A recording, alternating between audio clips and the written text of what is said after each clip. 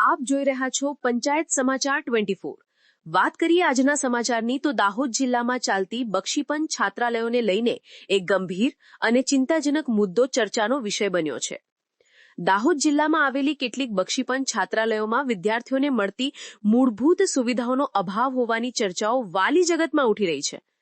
કેટલીક છાત્રાલયો એવી હાલતમાં ચાલી રહી છે કે જ્યાં વિદ્યાર્થીઓને ભોજન, પાણી, બેડ કે બાથરૂમ જેવી નાની નાની જરૂરી સુવિધાઓ માટે પણ મુશ્કેલીઓનો સામનો કરવો પડી રહ્યો છે। જાહેર ચર્ચાઓમાંથી મળતી માહિતી અનુસાર જિલ્લાની કેટલીક છાત્રાલયોમાં સરકાર દ્વારા મંજૂર કરેલી વિદ્યાર્થીઓની સંખ્યા કરતાં ખૂબ ઓછા વિદ્યાર્થીઓ હોવા છતાં સંપૂર્ણ ગ્રાન્ટ લેવામાં આવે છે। કેટલીક જગ્યાએ તો ભૂતિયા વિદ્યાર્થી એટલે કે માત્ર કાગળ પર દર્શાવેલા વિદ્યાર્થીઓના નામે સરકારી ફંડનો ઉપયોગ થતો હોવાની પણ ચર્ચાઓ ચાલી રહી છે। અને સૌથી આશ્ચર્યજનક વાત એ છે કે કેટલીક છાત્રાલયોમાં આજે પણ રસોડામાં ગેસના સિલિન્ડર નહીં પરંતુ લાકડાના ચૂલાથી ભોજન બનાવવામાં આવે છે, જે વિદ્યાર્થીઓના સ્વાસ્થ્ય અને સુરક્ષાને સીધી અસર કરે છે। છાત્રાલયોમાં પીવાના શુદ્ધ પાણીની અછત, બેડ અને શૌચાલયો પણ અપૂરતા તેમજ ભોજનની ગુણવત્તા અંગેની ગંભીર ફરિયાદો સામે આવી રહી છે। કેટલીક છાત્રાલયોમાં તો મેન્યુ પ્રમાણે ભોજન મળતું જ નથી। વિદ્યાર્થીઓને માત્ર ડુંગળી, બટાકા અને દાળ ભાત જ પીરસવામાં આવતું હોવાનું જાણવા મળી રહ્યું છે અને કેટલીક છાત્રાલયોમાં તો વિદ્યાર્થીઓએ જાતે રસોડામાં ભોજન બનાવવું પડે છે। દાહોદ જિલ્લાના બક્ષીપંચ વિભાગ હેઠળ કુલ 61 છાત્રાલયો હાલ કાર્યરત છે।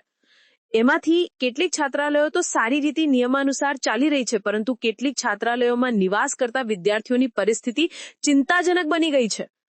સરકાર દરેક વિદ્યાર્થી દીઠ દર મહિને ₹2160ની ગ્રાન્ટ આપે છે, જેથી બાળકોને પૌષ્ટિક ભોજન, રહેવા જમવાની યોગ્ય સુવિધા અને અભ્યાસ માટે અનુકૂળ વાતાવરણ મળી રહે। પરંતુ હાલની પરિસ્થિતિ જોતા એવું લાગે છે કે સરકારનો આ હેતુ ક્યાંક ખોવાઈ ગયો છે। લોકમુખે ચાલી રહેલી ચર્ચાઓમાં એ વાત પણ સામે આવી છે કે જો રાજ્ય સરકારની ઉચ્ચ કક્ષાની તપાસ ટીમો આ છાત્રાલયોની તાત્કાલિક તપાસ કરે તો મોટી ગેરરીતિઓ બહાર આવી શકે છે। કેટલીક છાત્રાલયોને બાદ કરતા મોટાભાગની છાત્રાલયોમાં ચાલતી ગેરરીતિઓનો મુદ્દો હાલ સમગ્ર જિલ્લામાં ચર્ચાનો વિષય બન્યો છે, જેના કારણે માહોલ ગરમાયેલો છે અને વિદ્યાર્થીઓના માતા-પિતા, સમાજના આગેવાનો તેમજ શિક્ષણ પ્રેમી નાગરિકોમાં પણ ભારે અસંતોષ ફેલાયો છે।